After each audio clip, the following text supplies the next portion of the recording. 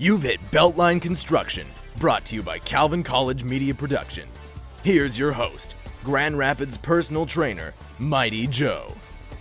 All right, this is Beltline Construction. I am Mighty Joe from Grand Rapids Personal Trainer. Over the next several episodes, we're going to take you through everything that you need to know about fitness. Specifically, we're going to start with what I call level ones.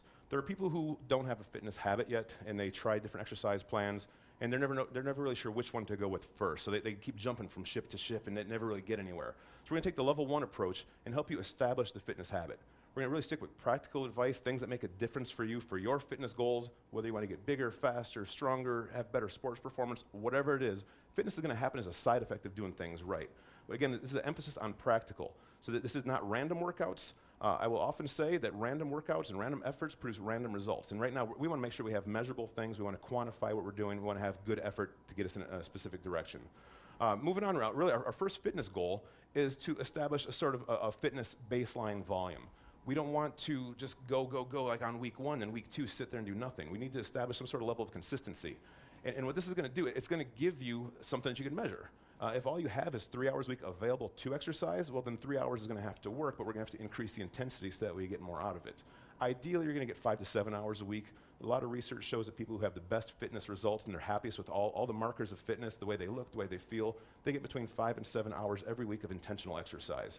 What I mean by intentional exercise now is not taking the stairs instead of the elevator just because you see that in a magazine and it says, let's just do that. But if you're going to a random building and you have no business on those stairs, then you start taking them. To me, that's intentional. If you're just taking it and you had to go there anyway, it doesn't count. So just start tracking your exercise activity right now. Every week, 5 to 7 hours is what we're aiming for. If you get more, you get less, that's perfectly fine. We could work with that as well. But we really want to try to build baseline somewhere. Volume is more important than type right now if you're level one. So if you don't like lifting weights, if you would prefer to go swimming or ride a bike or do anything else, do what you will do. As a level one, we need to establish your habit doing what you want to do. Baseline time is our thing. Really now we're going to move on to a simple acronym that I use for keeping exercise simple. Actually, before I get to the acronym, I want to talk about keeping exercise simple. We're going to have 5 basic movement patterns you're going to see us work with here today on Beltline Construction. We're going to push, we're going to pull, we're going to turn, we're going to bend, and we're going to do level changes. And level changes are really a funny sort of animal. They're a combination of the pushing, pulling, bending sort of stuff. But that's all that any exercise is. So whether you are doing a P90X sort of program, or if you're doing something else that's a video you get from the library, or just whatever you want to do, those 5 patterns are everything. Some combination of them, alone or in a combination is what's going to be your exercise. So now the acronym that we use is going to keep all these exercises making sense to you so you don't get hurt. Is PROM date. PROMDATE stands for painless range of motion demonstrating acceptable technique. And what would really be helpful right now is if I had a couple helpers out here, because I know I have Travis and Stephanie somewhere in the wings, and I also have a pipe that should be coming in from somewhere that I could use. And here we go, I got the pipe, all right, and if I could have Stephanie and Travis come in. What we're going to do for now is we're going to demonstrate a couple basic patterns. First thing I want to do is a squat. You guys both familiar with squats of some sort? You sit down, you stand up, you get off of chairs once in a while, right? Okay, so if I have Stephanie come in here, and I like that we have Stephanie and Travis both because they're 2 totally different heights. And because of that, you're going to see that even if you think you can't do an exercise for some particular reason, they're completely different builds right now, and these guidelines work for everybody regardless of your size. So if we could show Stephanie from the side here, I'm going to set up for a squat pattern right now. So what we're going to do with this pipe is use as a guideline to show that she has her tailbone, her upper back, and her head all touching the pipe right now. And so when she does a squat, we want to maintain the same line. Of course, I won't be here following Stephanie around if she's in the gym, but for now, we're going to use this as a guideline. So I'm going to have you just sit down as if you're doing a squat pattern, and I only want to go as far as you can until we lose contact, and we're staying pretty close right there. Good. You want to go down for another one? Sure. And you've got it. And next I want to try doing it with your heels staying on the floor, because I see your heels are popping up, so I want to sit back heavy on your heels.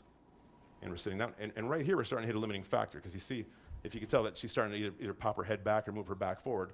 So to answer the question that everybody has, how many exercises should I do, how many squats, how heavy, how fast, how much, this is your guideline, PROM date. If I could have Travis come in, we'll do the exact same thing. Again, different builds, so we'll do the same squat pattern. I'm going to set you up here with the 3 points of contact, so your head's back. And again, heels on the floor, sit down. Right here, we're starting to lose it again. So he's got a lot of curve in the back, so he has to really compensate for that. And then we're going to stand back up. Good. How fast, how far, how many? Well, how well can we keep this line going right here? I'm going to sit down. Good. And that's where we're starting to lose it again. So for Travis, we wouldn't squat very deep.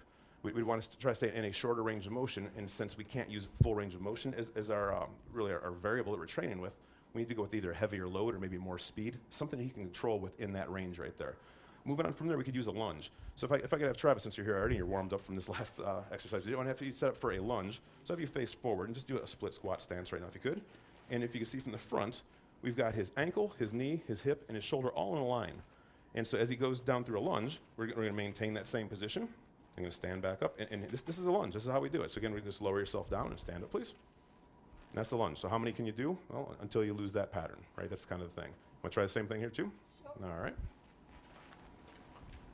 I'm going to line you up so we have ankle, knee, hip, and shoulder. You're going to lower yourself down, stand up, and that's it. I mean, exercise doesn't have to be any more complicated than this. Let's take it to another exercise people are really familiar with as far as like a plank. You know, everybody wants to train abs and train the core, and planks are one of the big exercises every video will ever show you is you know, keep your abs stable. So since you're here, Stephanie, if I have you down on the floor just in a plank position, forearms and toes, the same rule applies having these 3 points of contact. So right there, you know, we've got it. This is the perfect plank right here. There's nothing we would change about this. What we could do is make it more difficult now because she's able to hold this, so she's not losing a position. So we're going to try something here on you, Stephanie. We didn't prepare for this. We're going to try this. I want to have you pick 1 foot up off the floor and see if you can maintain that. So it just got a lot more challenging because her base of support got smaller. She has to really control herself like she's on a tripod instead of on a bike, or I mean, it's just like a car. She's on a bike now instead. So you got it. That's perfect. Now, if I could have Travis come in here, we're going to do something very similar. It's a plank, but it's to be dynamic. You know, and what's a dynamic plank? Well, we call them a push-up in the fitness world, right?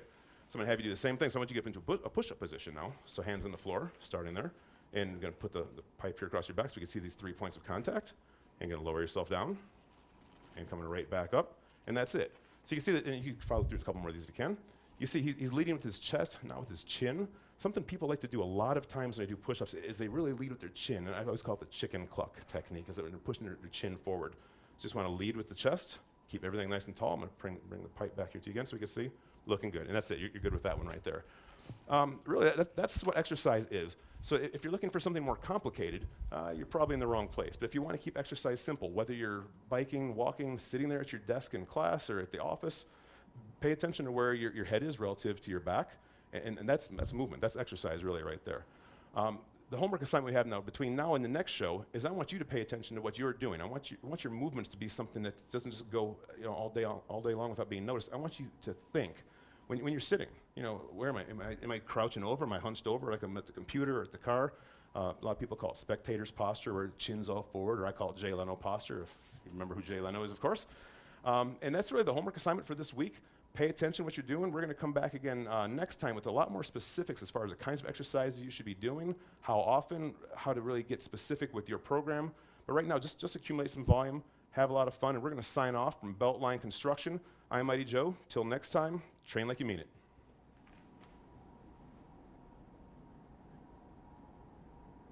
And that's something. Okay. What's it? All right.